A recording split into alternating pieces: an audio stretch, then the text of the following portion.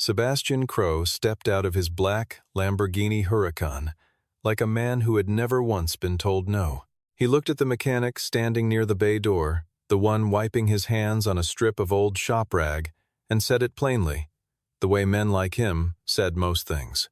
"I don't let people like you touch my car." Dominic Hale said nothing. He nodded once, stepped back, and let Sebastian climb in on his own terms, proud, certain, sure, he had just won something. Then the click came, one small sound. Every light inside the car went dark. The door would not open, the windows would not move. Sebastian Crow, the man who had just refused help, was locked inside his own $200,000 machine. The only person who could get him out was the one he had just insulted. And Dominic had not yet decided whether he was in a hurry. The morning had started the way most mornings at Hale & Sons Auto started, with cold coffee, fluorescent light, and the comfortable company of work that needed doing. The garage sat on a quiet industrial block on the northwest side of Chicago, the kind of block where the buildings were old and the people were not impressed by much. The sign above the roll-up door was hand-lettered, the paint slightly faded at the edges.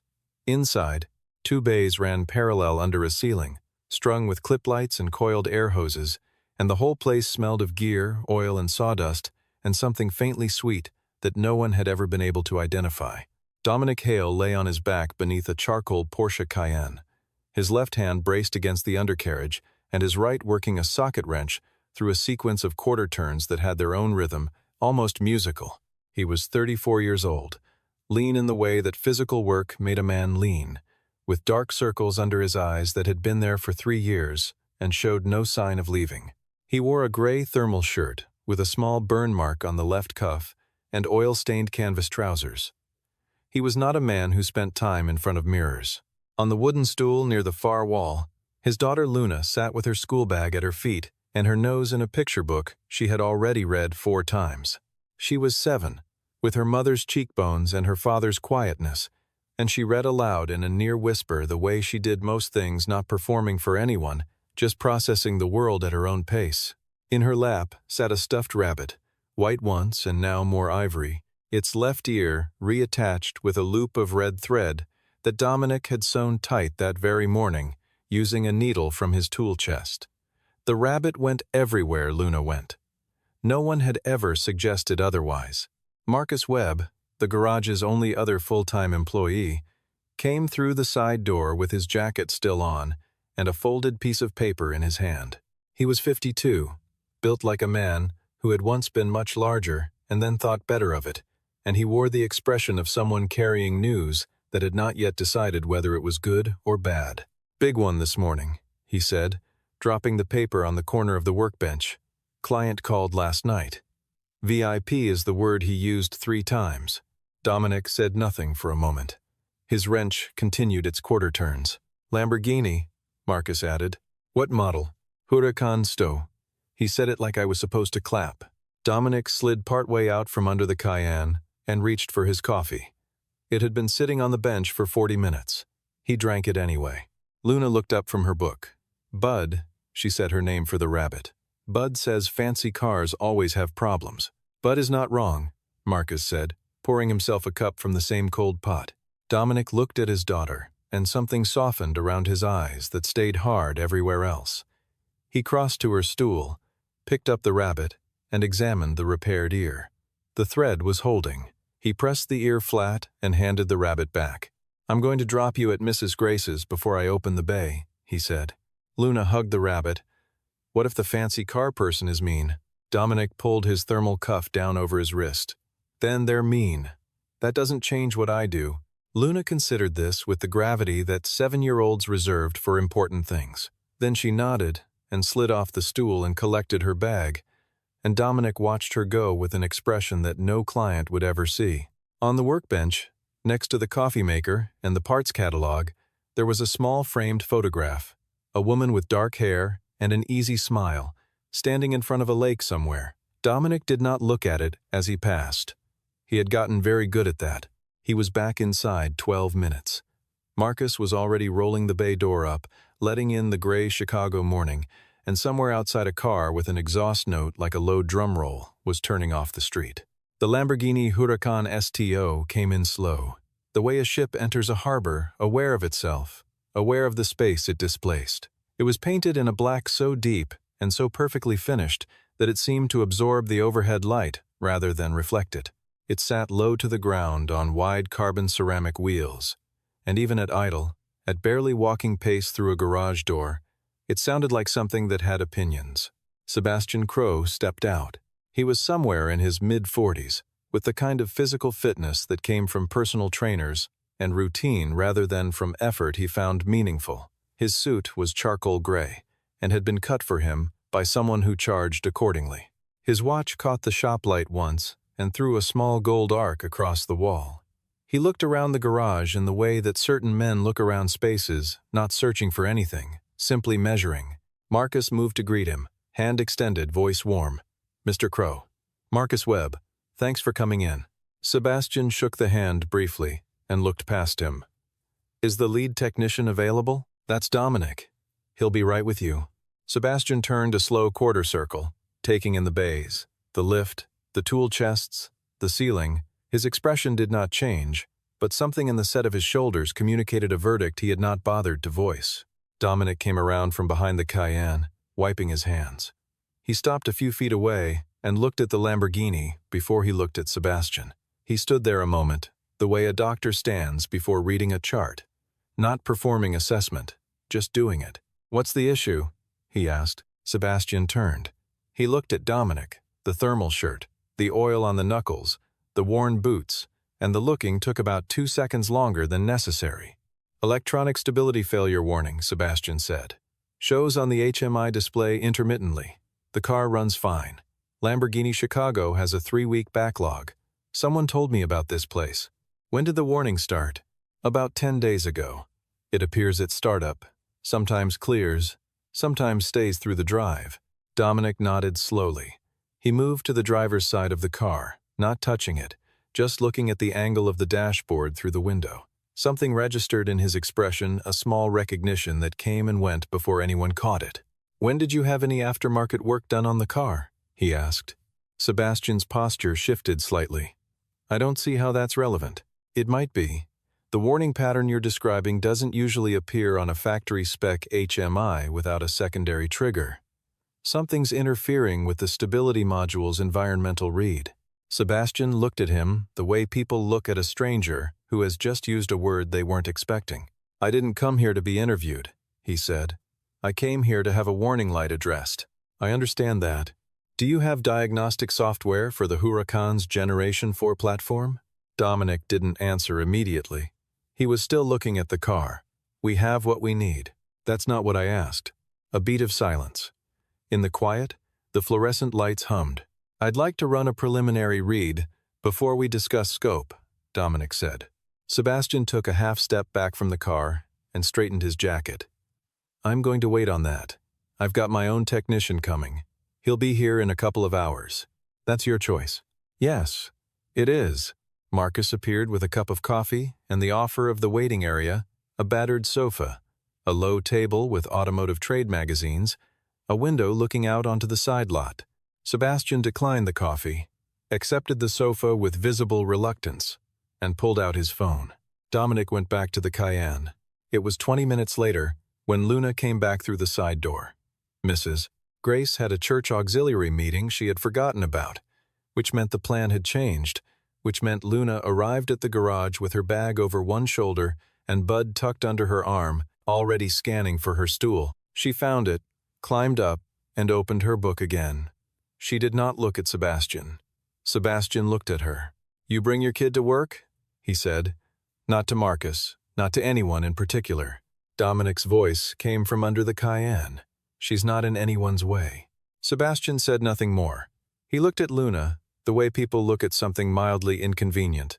Not unkind, not kind, just removed. Luna looked up from her book, glanced at him once, and looked back down. She pulled Bud a little closer. "Bud," she whispered, barely audible. "That man looks like he doesn't like anything." Sebastian's technician arrived at 9:53 in a leased sedan. His name was Kyle Marsh, early 30s. Competent in the way of people who had passed the right certifications and attended the right webinars, carrying a professional-grade diagnostic laptop in a padded case, and the kind of confidence that fills rooms right up until something goes wrong. Kyle greeted Sebastian with the brisk efficiency of someone billing by the hour, set his laptop on the low table, and went to the car. He connected his OBD interface to the primary diagnostic port under the dash, opened his software, and began pulling error logs. Sebastian stood with his arms loosely crossed, watching. The expression on his face was the closest thing to satisfaction it had managed all morning. He glanced toward Dominic, who had not moved from his position under the Cayenne and was not watching any of this. This, Sebastian said to no one, to the garage, to whatever audience the universe was providing, is what trained looks like. The wrench turned. Quarter turn. Quarter turn. Dominic said nothing. Kyle was scrolling through his error log, frowning now, tapping back through the data. The frown deepened. He opened a second window, cross-referenced something, tapped again. Dominic slid 6 inches further out from under the Cayenne and tilted his head just enough to see the laptop screen from across the bay. He was there for 2 seconds. Then he slid back under. He had seen enough. Kyle set his hands on his knees and said, "Okay. What I'm going to do is run a firmware reset on the stability control module. The error codes are pointing to a corrupted initialization sequence. Clean reset should clear it." Sebastian nodded. "How long?" 15, 20 minutes. Kyle connected his secondary interface, opened the reset utility, configured the target module. His fingers moved with the practiced speed of someone who had done this particular procedure dozens of times on a dozen different platforms. He had not done it on this one. Dominic appeared at the edge of the bay. He had set down his wrench. He was looking at Kyle's screen. "I wouldn't run that sequence on this car," he said. Kyle looked up. "Sorry?" "The reset utility you're using. It's version 7.4. The STO's LDCS module on this generation requires 7.6 or later. 7.4 will execute the reset and report success, but it won't correctly handle the third-party hardware flag." Kyle stared at him. "What third-party hardware flag?" "There's aftermarket equipment installed on this car. The module knows it's there. If you reset without accounting for that, the immobilizer protocol will read it as a tampering event." Sebastian's voice cut in. Flat. "Are you done?" Dominic looked at him. "Kyle knows what he's doing," Sebastian said. "You've already been very helpful just standing there." A moment. The fluorescent lights. The low hum. Dominic stepped back. Kyle looked at his screen, then at Dominic, then back at his screen. He hesitated for exactly 3 seconds. Then he pressed enter. The progress bar on the laptop moved steadily to the right. 40%, 60%, 80. The car sat still and dark and quiet, and for a moment it seemed like nothing was going to happen at all. Then the Lamborghini spoke. 3 short electronic tones. Not the friendly chime of a system completing a task, but something clipped and final. The sound of a door being closed from the inside. Every light in the cabin extinguished. The HMI display went black, then blazed back to life in deep red, filled with a column of error codes that scrolled too fast to read. The ambient lighting strips along the door panels pulsed twice and died. Kyle's laptop showed. "Reset complete system status. Secured." Sebastian uncrossed his arms. "What does secured mean?" Kyle was already typing. It means the system completed. It's probably just rebooting." Sebastian moved to the driver's door and pulled the handle. The door did not open. He pulled again. Nothing. He found the interior electronic release and pressed it. Nothing. He pressed the window switch. Nothing. He put both hands on the door frame and pushed. The way you push on something you don't quite believe is really resisting you. The door did not open. The Lamborghini Huracan STO had activated its thief immobilizer protocol, a cascade lock function embedded in the LDCS module that interpreted the firmware mismatch, combined with the signal from an unregistered aftermarket camera module mounted behind the rear seat as evidence of unauthorized access. Every electronic lock in the car had sealed. Every window motor had frozen. Every interior release had gone passive. The cabin was sealed as cleanly as a vault. It was 89 degrees Fahrenheit outside on the northwest side of Chicago. Inside a sealed vehicle with no ventilation and no shade, The temperature would begin climbing immediately. Kyle. Sebastian's voice had changed. Not loud. Quieter, actually, which was worse. Open the door. Kyle was typing fast. Then faster. I'm trying the module isn't accepting override commands. Open the door. Mr. Crow, I need a minute. Sebastian put his hand flat on the window and pushed. The glass was thick, the acoustic insulation excellent. His voice came through muted and strange. He turned and looked at Marcus, who had gone very still near the tool chest, with the expression of a man watching a fire spread toward something he cared about. Call 911, Sebastian said through the glass, muffled, certain. Dominic spoke from 6 feet away, and his voice was calm enough that everyone stopped. Don't call anyone. Marcus turned. Dominic. Calling the fire department means they cut the door. That's a carbon fiber door panel. It doesn't get replaced easily or cheaply. Then what do we... I know what happened. I know how to fix it. He paused. It'll take some time. Sebastian had turned away from the window and was looking at Dominic directly, through the glass. The arrogance had not gone. Men like Sebastian did not shed it like a coat, but something underneath it had shifted. The way ground shifts before you realize it was not as solid as you thought. Dominic walked to the window and knocked on it 3 times. Not hard. A signal more than a demand. Then he spoke loudly and clearly. I hear you in there. Stay calm. Don't use the emergency glass breaker. You'll breathe broken glass in a sealed cabin. I'm going to get you out. Just stay still. Sebastian stared at him. Then, slowly, he nodded. Luna had come down from her stool. She was standing just behind Dominic's left elbow, Bud pressed against her chest. Can you open it, Dad? She said very quietly. Dominic looked down at her. Yes. He went to his tool chest. Marcus tried the Lamborghini assistance line first. The automated system transferred him to technical support, where a representative confirmed that the LDCS Thief Immobilizer protocol was a known function, but that remote override was not available, and that a certified technician would need to be dispatched. The earliest available appointment was that afternoon, between 2 and 5. It was 10:17 in the morning. Kyle had connected a second device, a bypass unit he used for key cloning, and was attempting to approach the lock module through the auxiliary OBD port on the exterior of the vehicle. The module recognized the device, categorized it as another unregistered external interface, and added a second layer of security flag. The doors locked harder, if that was possible. Kyle sat back and looked at the car the way a man looks, at a problem that has just become 2 problems. Inside the car, Sebastian had removed his jacket. He had folded it with surprising neatness and placed it on the passenger seat. He was sitting very straight, which was the posture of a man who had decided that composure was the only thing still available to him.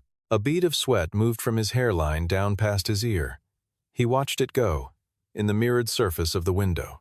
Luna walked to the small refrigerator near the back of the garage and came back with a can of cold water, which she held out to her father. Dominic took it, drank half, and handed it back without looking away from the car. What do you see? Luna asked. I see someone who didn't listen, Dominic said. He said it without any particular weight, the way he might have said the weather had changed. He looked at Sebastian through the glass. Sebastian was watching him, and I see someone who's probably figuring out that not listening is expensive. Luna turned and looked at Sebastian, too. He looked scared. A little. Do you feel sorry for him? Dominic was quiet for a moment. He turned the water can in his hands. Yeah, he said. I do.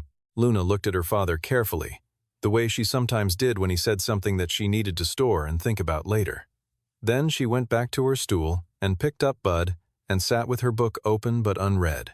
In the sealed car, Sebastian had begun to understand something that no amount of money made easier to understand. That a sealed space gets smaller the longer you sit in it, and that the heat is not the worst part. The worst part is that you cannot make anything happen. Every instinct he had toward action, toward authority, toward the use of leverage, had nowhere to go. He had pressed every button available to him. None of them had worked. He was sitting in $200,000 of engineering excellence, and he could not get out. He looked at Kyle, who shook his head. He looked at Marcus, who spread his hands. Then he looked at Dominic Hale, who was standing at the edge of the bay, not rushing, not performing calm, simply waiting with the particular stillness of a man who already knows what the next step is and sees no reason to announce it. Sebastian pressed his palm against the glass. He looked at Dominic. He nodded. Dominic nodded back. He picked up his tool case and moved. He did not begin with the doors. He went around to the rear of the car, crouched low, and ran 2 fingers along the underside of the rear bumper fascia until he found the pressure clip he was looking for. He pressed it in no tool, just thumb pressure at the right angle, and the lower panel released with a soft pop. He set it aside carefully and looked at what was behind it. Kyle had drifted close, watching. "What are you doing?" Dominic didn't answer. He opened his tool case and took out a device that did not come from any shelf at any automotive supply store. It was compact, matte black, with a short cable terminating in a custom-machined connector and a small screen showing a command line interface. Kyle looked at it the way you look, at something that belongs to a world you can see but have never entered.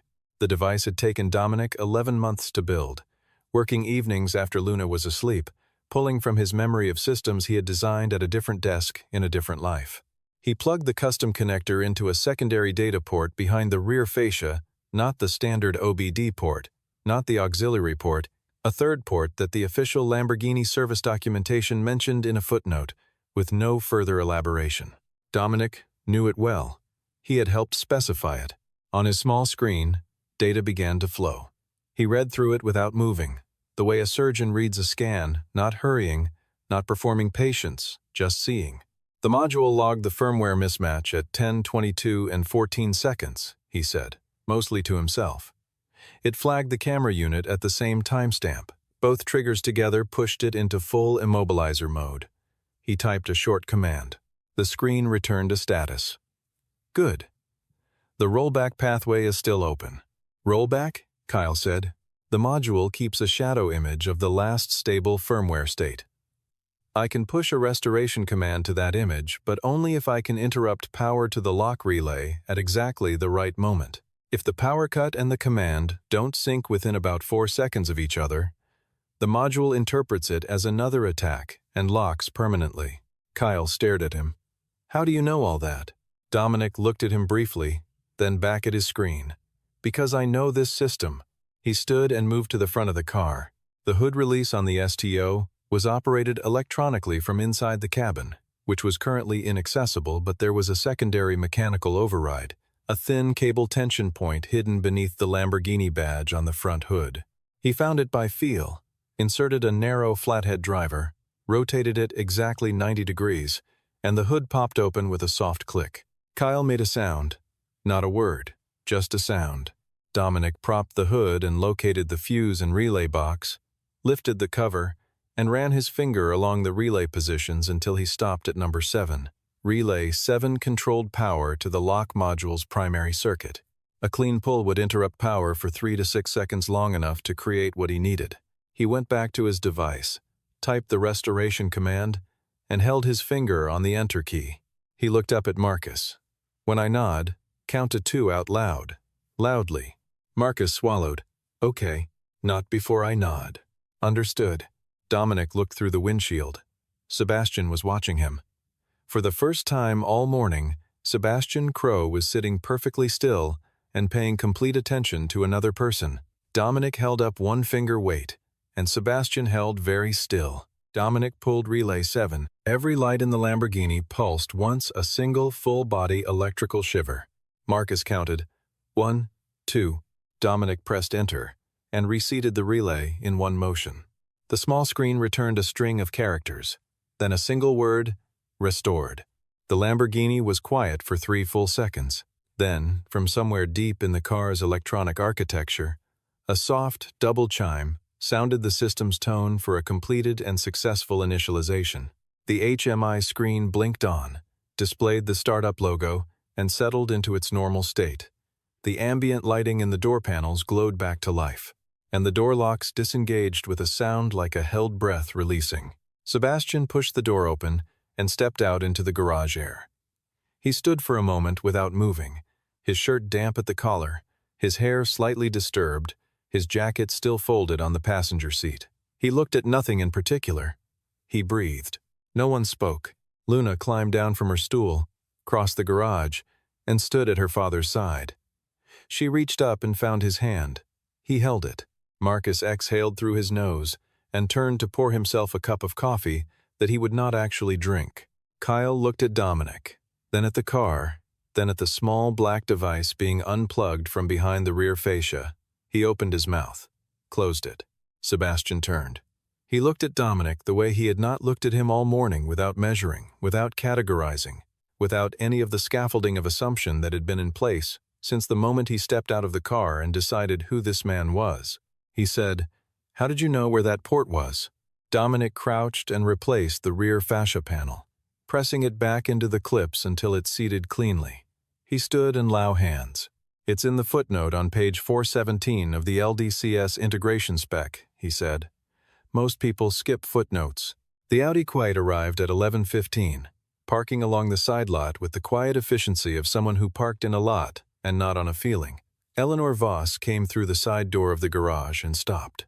She was in her mid-30s, wearing a navy blazer over dark trousers, her hair pulled up and slightly imperfect in a way that suggested she had been working since early.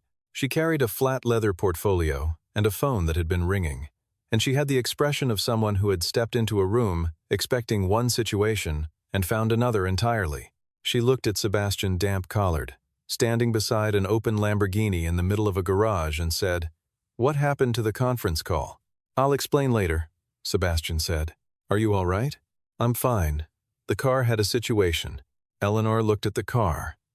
Then she looked at the man standing beside it with a tool case at his feet and a 7-year-old daughter leaning against his left knee.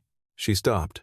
She looked at him for a long moment, the way you look at someone when the face is completely right but the context is completely wrong. Then, "Dominic Hale." He turned. The recognition was mutual, and quieter than hers, the look of someone who had already had a full morning. "Eleanor, you're working here?" 3 years. She looked at the garage again, really looked at it. Not the way Sebastian had looked at it, but the way someone looks at a place when they are trying to understand a story that started somewhere else. Her eyes moved to Luna, who was watching her with wide, direct attention. Then back to Dominic. Sebastian had been watching this exchange with growing confusion. "You two know each other?" "We work together," Eleanor said. "At Vega Systems." She paused. "Dominic was our lead systems engineer." Sebastian looked at Dominic. "Systems engineer. Embedded systems," Eleanor said.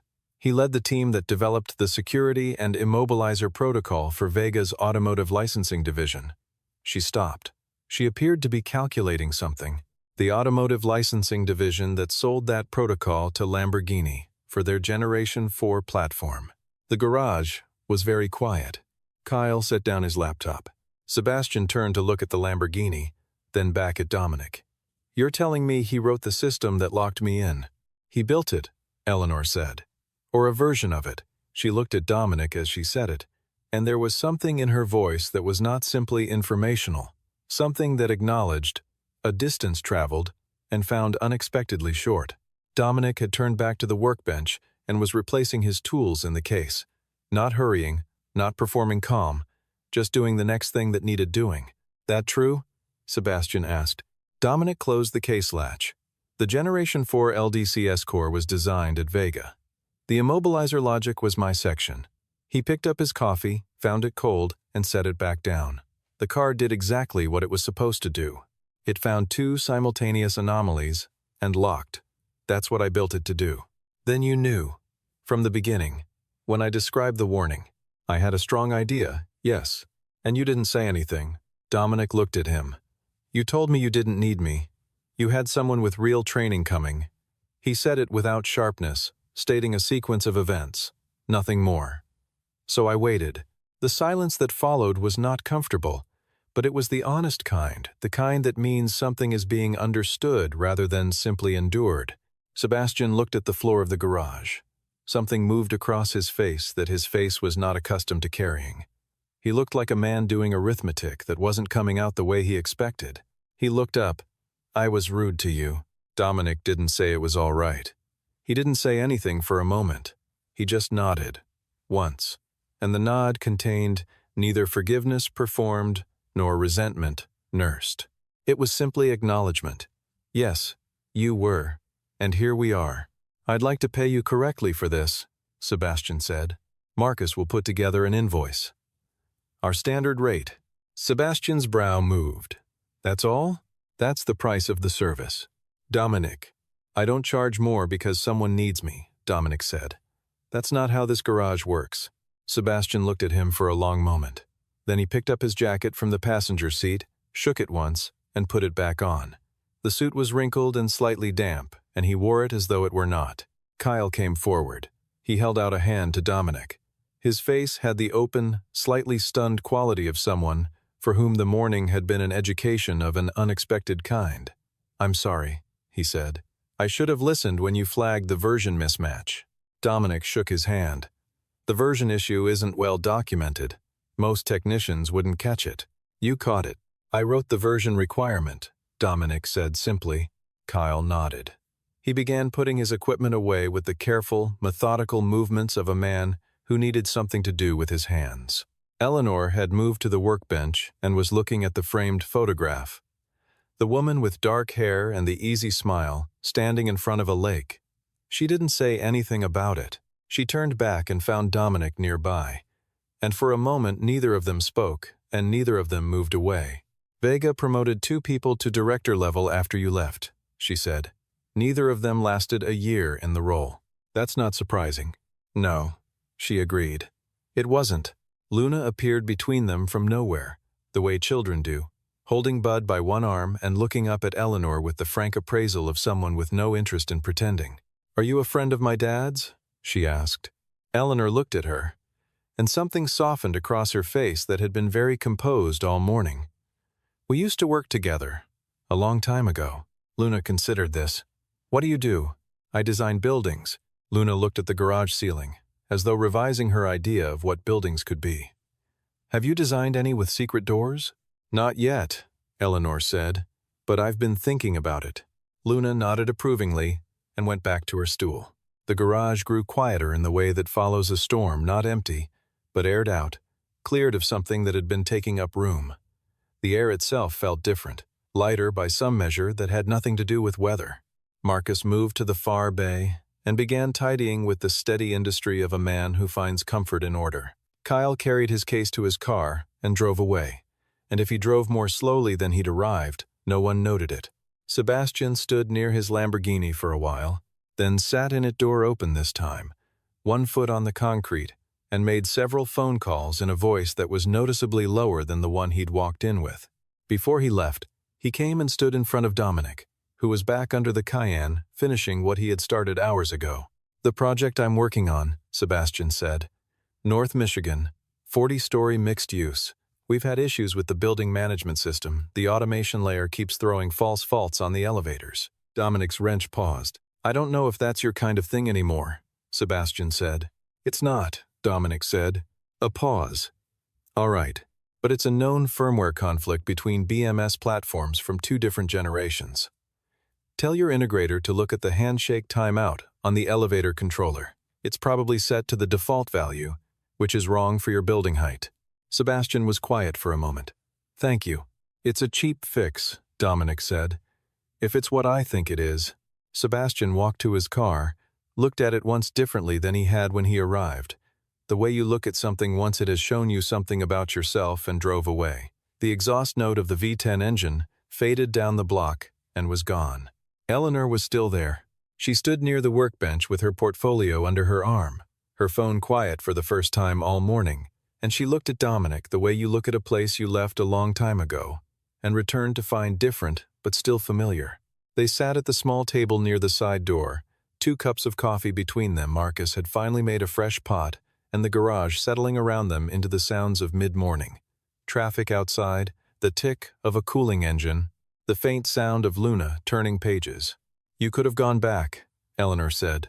She didn't mean to the Vega job specifically. He understood what she meant. I thought about it, he said. For about the first 6 months. What changed? He glanced toward Luna, who was deep in her book, the rabbit propped up beside her as though following along. She needed something constant. I could be that. He turned his cup in his hands. Turned out I needed it too. Eleanor was quiet for a moment. Outside, a delivery truck rolled past the open bay door and was gone. I heard about Sarah, she said. I'm sorry. Dominic looked at the table surface. She would have liked the garage. She always said I was better with my hands than with the politics. She wasn't wrong. No. A small sound. Not quite a laugh. She rarely was. Luna looked up from her book and studied Eleanor with the focused interest of someone gathering data. Your rabbit has a red ear, Eleanor said to her. Dad sewed it, Luna said. It fell off. He always was good at fixing things. Luna looked at her father, then back at Eleanor. He fixed the car today, with the mean man inside. He was watching, Dominic said. He was scared, Luna said. Not as a judgment, just as a report. He kept looking at you. Dominic stood and began clearing the cups. Eleanor rose too, tucking her portfolio under her arm, and for a moment they were standing closer together than the logistics of the table required, and neither of them moved back. She pulled a business card from the front pocket of the portfolio, then reconsidered, found the service intake form on the corner of the workbench where Marcus had left it, and wrote a number along the bottom margin in clean, unhurried print. In case you have questions about the North Michigan project, she said, or anything else. She said it without particular emphasis. The words had the shape of a professional offer and the weight of something else, and both of them understood both things, and neither of them said so. Safe drive? Dominic said. I always am, Eleanor said. More than I used to be. She nodded to Marcus, looked at Luna. It was nice to meet you and Bud, and went out the side door. A moment later, the Audi reversed onto the street with a measured signal and was gone. Dominic stood at the workbench looking at the form with the number on it. He did not pick it up immediately. He looked at it the way you look at something that has appeared where nothing was a moment ago, and you are still in the act of deciding what it means. Luna appeared at his elbow with Bud. She's pretty, she said. Dominic picked up the form, folded it once along a clean line, and placed it in the breast pocket of his shirt. Go get your bag, he said. I'll take you to school before lunch. You didn't answer, Luna said. I know. He picked up his wrench from the bench. Go get your bag, Luna. She went, but slowly, and with the particular smile of a child who has decided to store a thing for later and revisit it at her own choosing.